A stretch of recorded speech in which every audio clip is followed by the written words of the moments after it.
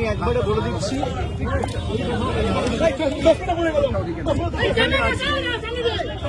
ভাই আসতে লেগে যাবে।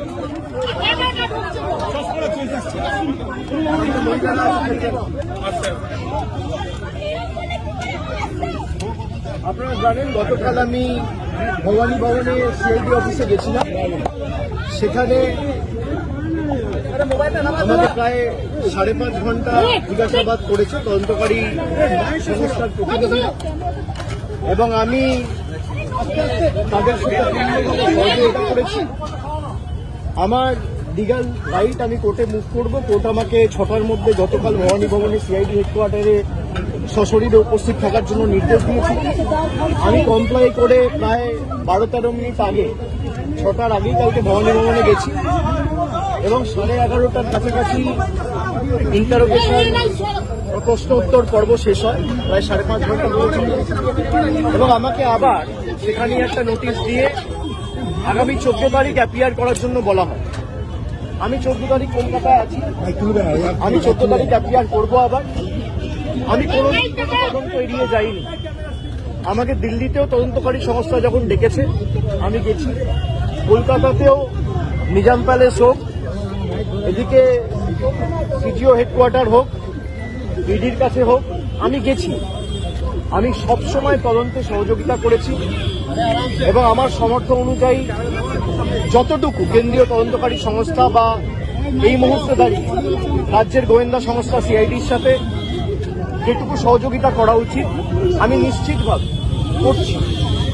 আজকে আমাদের দলনেত্রীর বাড়িতে কিছু বৈঠক ছিল পূর্ব নির্ধারিত, সেখানে একাধিক বিধায়ক থেকে সাংসদ ছিলেন, এবং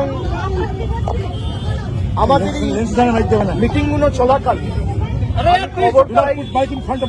খুব সম্ভবত 4:30 নাগাদ যে সিআইডির একটা টিম এসেছে আবার কোনো একটা আলাদা মামলায় আমাকে নোটিশ দিত।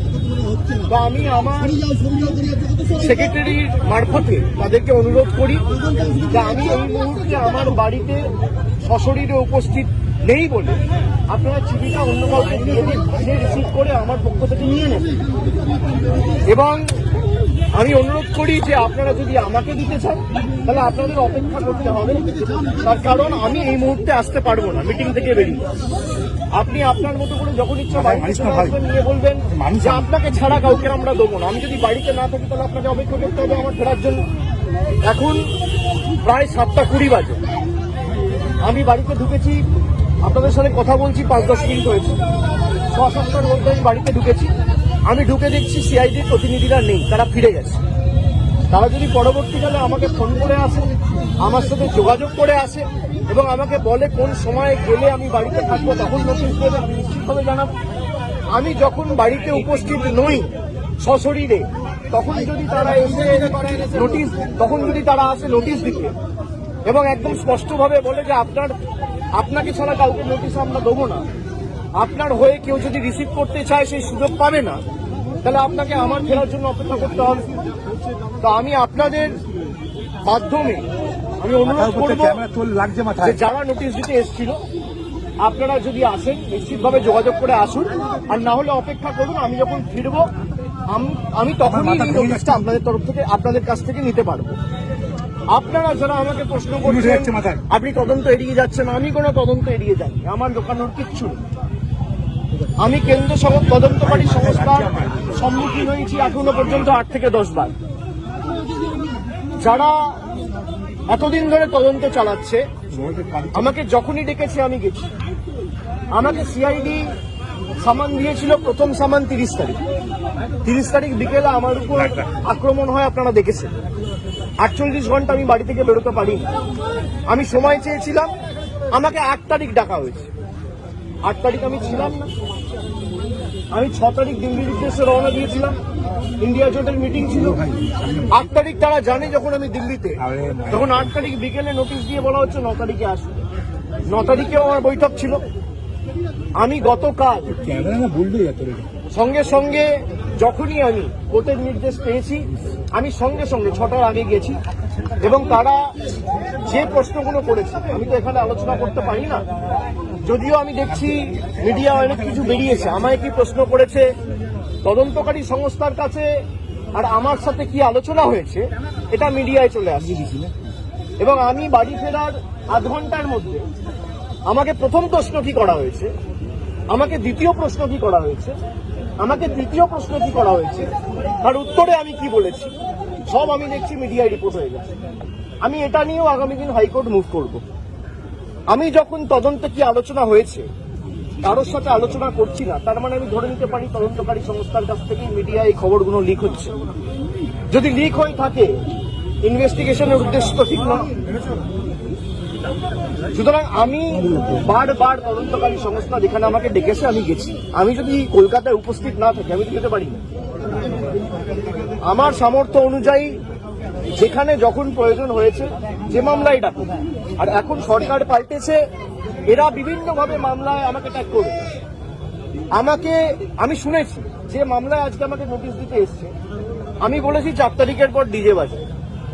আমি প্রশ্ন করতে চাই যে আমি যদি সত্যি কোনো ভুল বলে থাকি, আমি এই স্টেটমেন্টগুলো কবে করেছি? নির্বাচন চলাকালীন।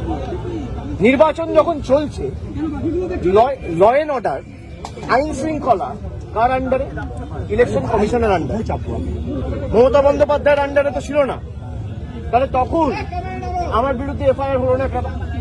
ইলেকশন কমিশনের বিরুদ্ধে কমপ্লেন হলে ইলেকশন কমিশন আমার বিরুদ্ধে ব্যবস্থা নিল না কেন? তার কারণ আমি যদি ডিজে বাজানোর কথা বলে থাকি, দেশের স্বরাষ্ট্রমন্ত্রী বলেছেন তৃণমূলের লোকেদের উল্টো করে ঝুলিয়ে দিয়ে সোজা করে দেবে।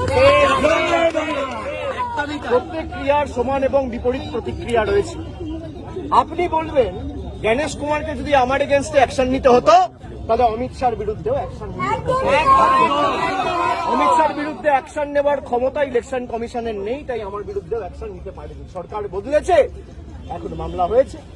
তাহলে আমার বিরুদ্ধে যদি মামলা হয় আমি ডিজে বাজাবো বলে, তাহলে অমিত শাহর বিরুদ্ধে এফআইআর হবে না কেন? আমরা তো কোর্টে মুভ করবো। তদন্তকারী সংস্থার কাছে রাজ্যের মুখ্যমন্ত্রী যদি এই কেস আমি বাংলা থেকে বহিরাগতদের আক্রমণ করেছি বলে আমার ভাষণে এই তদন্তভার সিআইডিকে দেওয়া হয়, তাহলে যে বহিরাগতরা এসে বাঙালিকে আক্রমণ করেছে সেই মামলার দায়ভার কেন সিআইডি বা সিবিআই কে দেওয়া হবে না? এই প্রশ্ন তো উঠবেই।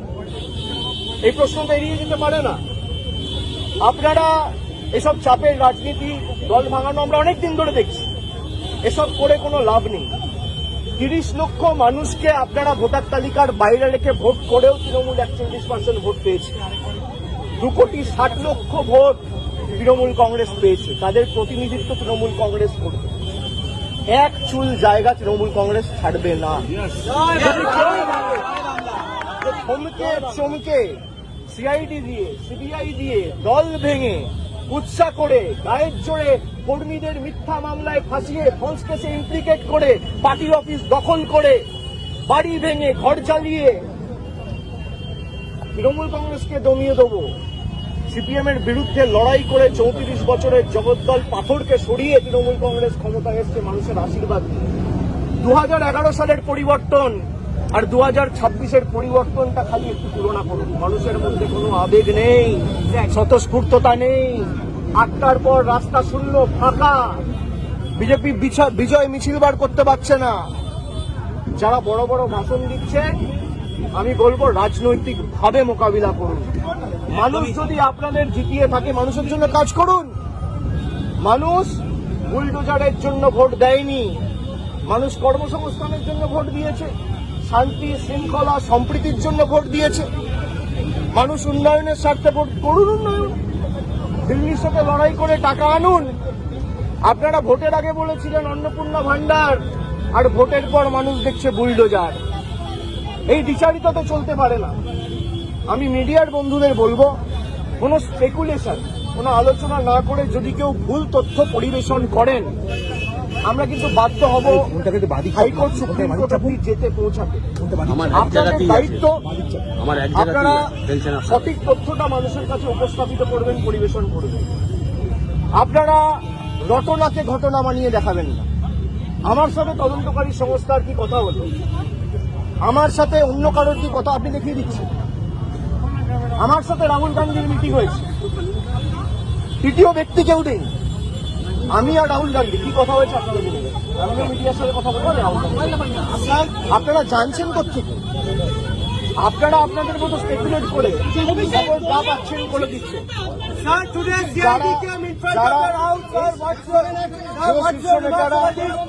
শীর্ষ নেতারা আমার বিরুদ্ধে কথা বলছে, দলে আলোচনা করার জায়গা রয়েছে এবং আপনি স্পেসিফিক্যালি করতে পারেন কল্যাণ বন্দ্যোপাধ্যায় বলেছে।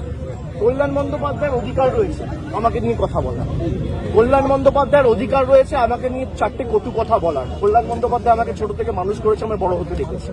আমি এই কথাগুলো নিয়ে খারাপভাবে নিই না। ওনার একটা ঘটনা হয়তো খারাপ লাগতে পারে, উনি বলেছেন, কিন্তু আমি আমার কোনো ব্যক্তিগত ক্রোধ বা আমার কোনো ব্যক্তিগত ক্ষোভ কল্যাণ বন্দ্যোপাধ্যায়ের বিরুদ্ধে নেই। আমি তাকে আগেও সম্মান করতাম, আগামী দিনেও। Thank you.